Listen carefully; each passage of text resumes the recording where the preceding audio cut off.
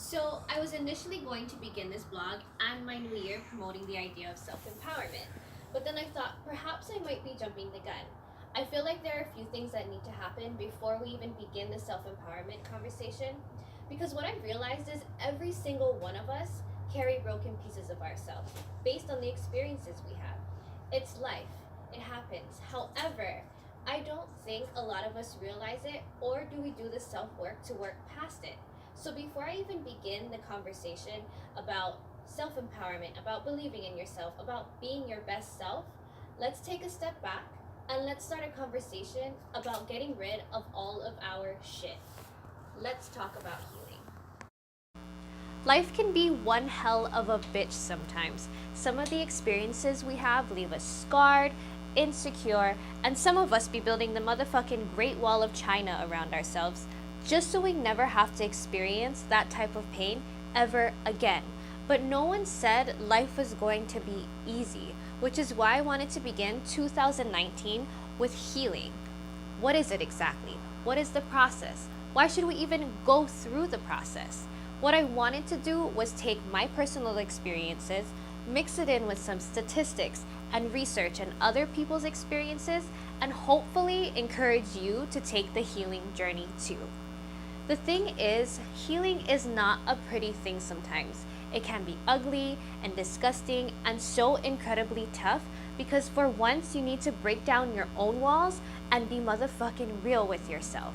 You'll find yourself sometimes wanting to be like, fuck it, and have a beer. But it's necessary, and it's necessary in order to effectively move forward in life and live a full life. So I broke it down into 3 steps. And in this video, I'm going to break down step 1, which is acknowledgement.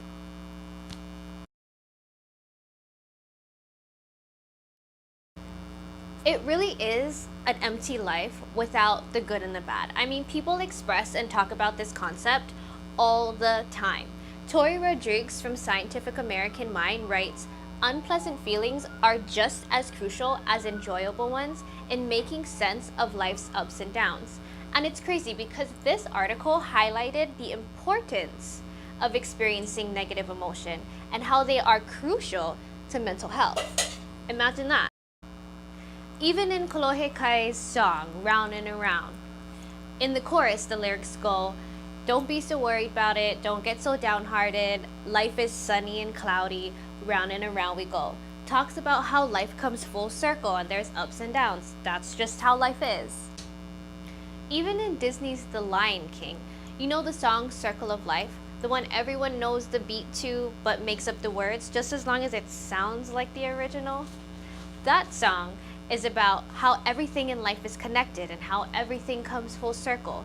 The idea that in death there is always life, and what may seem like an end is actually a new beginning.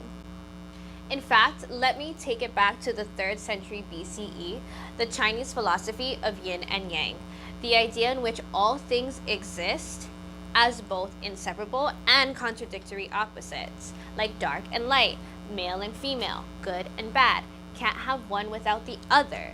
Motherfucking duality. And if we break it down into good and bad, there's always a little bit of bad in the good and good in the bad. It's about accepting the fine balance. So, step 1, acknowledging your pain is, first of all, accepting that good and bad happen in life. More specifically, that good and bad will happen and has happened in your life. It's unavoidable. And even more, don't forget that you can't appreciate what is good if you don't experience its opposite. You have to know one to appreciate the other. Acknowledging your pain is taking ownership of your shit. And warning, that requires some true self-awareness and being motherfucking real. Stop lying to yourself about the walls you've built and some of the shitty decisions you've made because of it.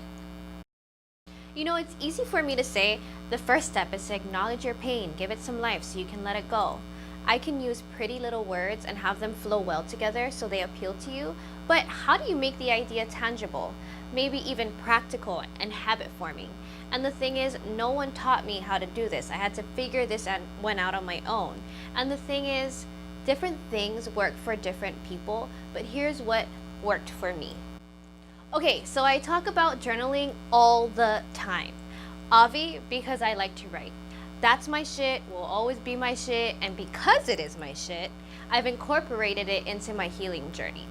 I know it's 2019 and it's not really normal to write things down anymore, but I found that even putting it in your phone or downloading a journal app is just as effective.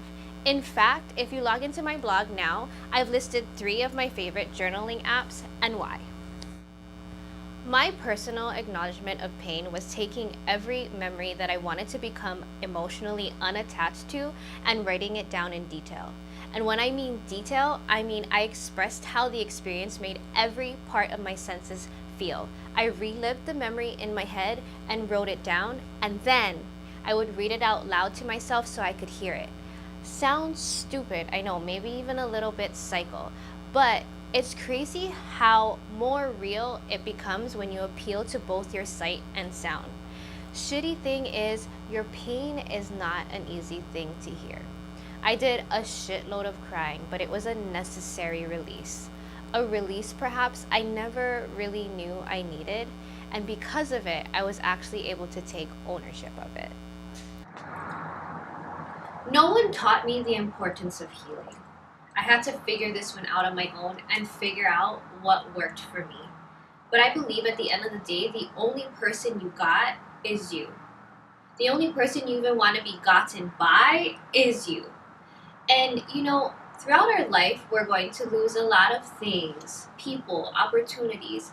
But the one thing you should never lose sight of is you. Don't lose yourself because you refuse to acknowledge the things that have hurt you. I know this seems like such a drag, but remember that we broke this down into steps, and acknowledgement of pain is just the first step. And the thing is, you need to start somewhere, so you might as well start here and now. And so with that, I'd like to leave you with the question, what are your pains and how have they affected your life? Please feel free to comment and exchange thoughts below in my emails and even in my messages.